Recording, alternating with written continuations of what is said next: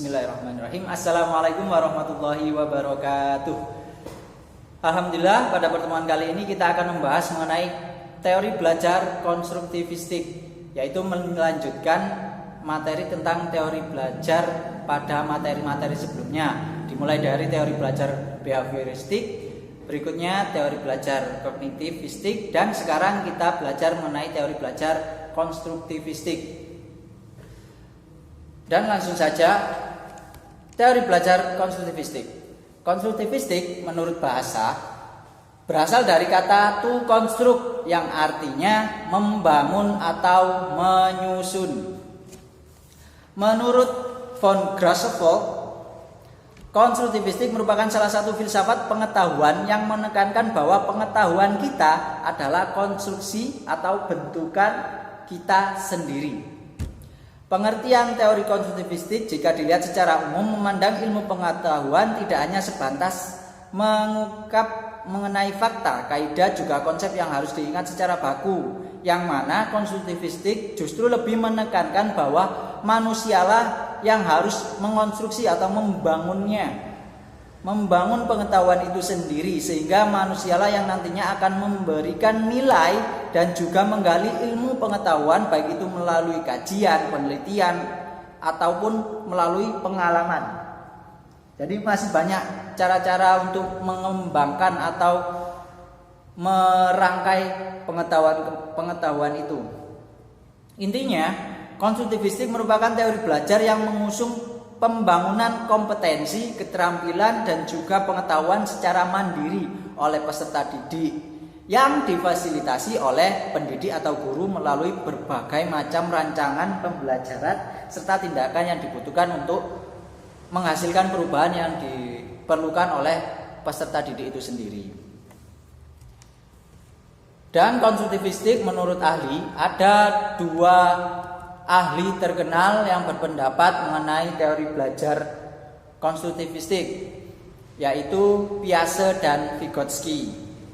Keduanya memiliki kesamaan mengenai teori belajar konstruktivistik,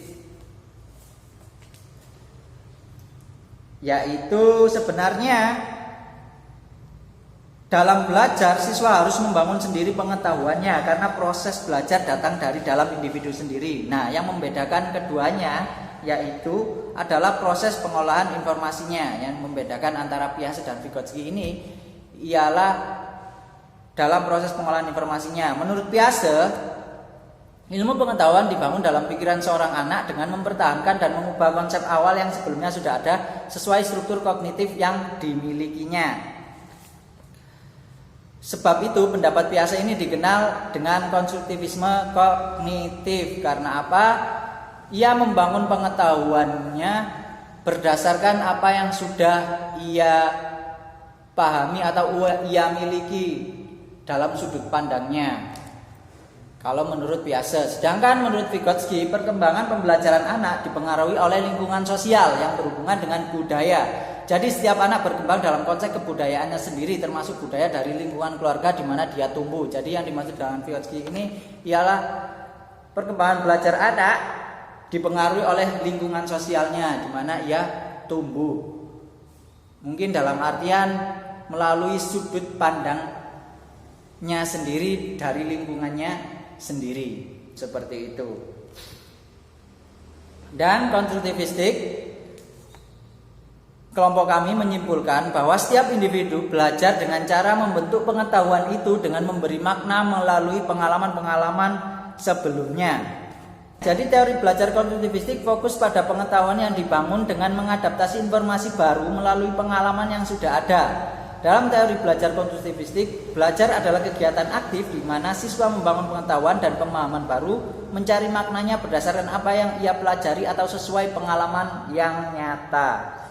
Dan berikutnya ialah tahapan konstruktivistik. Ada 5 tahapan, yaitu orientasi, elisitasi, rekonstruksi ide, aplikasi ide, dan review, yang akan dijelaskan oleh sahabat saya, yaitu sahabat Hasmi. Kepada sahabat Hasmi dipersilahkan. Tahapan konstruktivistik: 1. Orientasi, 2. Elisitasi, 3. Rekonstruksi ide, 4. aplikasi ide. 5. Review.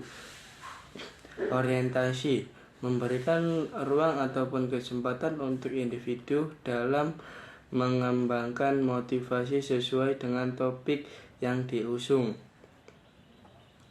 Elisitasi, menekankan pada cara seseorang dalam menggali ide dan juga mendiskusikan pengetahuan dasar melalui berbagai macam bentuk. Rekonstruksi ide, melakukan klarifikasi ide yang didapatkan dari berbagai macam perspektif. Aplikasi ide, dari ide dan juga data yang sudah didapatkan dapat langsung diaplikasikan. Review, tahapan penting karena kita dapat mengetahui apa yang salah dan apa yang benar. Tujuan adanya teori konstruktivisme: 1. Merangsang berpikir inovatif. 2. Bisa meningkatkan pengetahuan. 3. Menemukan berbagai hal baru. 4. Membentuk keahlian sesuai dengan kemampuan. 5. Mendorong untuk berpikir mandiri.